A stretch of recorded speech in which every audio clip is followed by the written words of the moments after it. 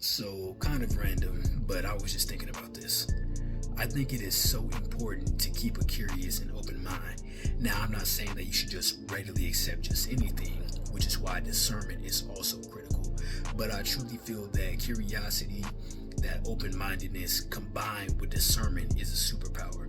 For example, me myself, as a person who is heavily into science and spirituality, philosophy, art, and metaphysics, I've been noticing for a while now that if you look at it all from an objective standpoint, there's a lot more overlap than most of us realize.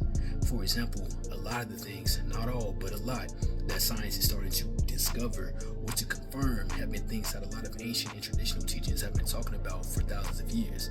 They just may not have had concrete means of testing these things. Which brings me to my next point. I think that a lot of us have forgotten the essence of science. Science is a method and framework that we use to try and understand the world around us, to try and make sense of natural or supernatural phenomena.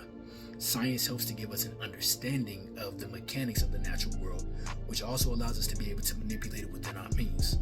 However, science is not the natural world itself. Science is a system, a process. It's our attempt to understand forces that have existed since before we even did. And just because we don't have absolute evidence of something doesn't necessarily mean that it doesn't exist. Remember, the absence of evidence is not the evidence of absence. I think we forget that the literal first part of the scientific method is to observe and ask questions about the world around you, which can also be interpreted as be curious.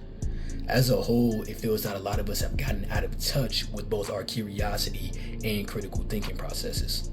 We're so quick to choose one over the other, or in some cases dismiss them entirely, not realizing that each school of thought, each belief system has both pros and cons. But if we were to open our minds a bit wider and think a little deeper, we will realize that each one is a piece in a larger puzzle. So, those are just my thoughts. I would love to hear from you guys.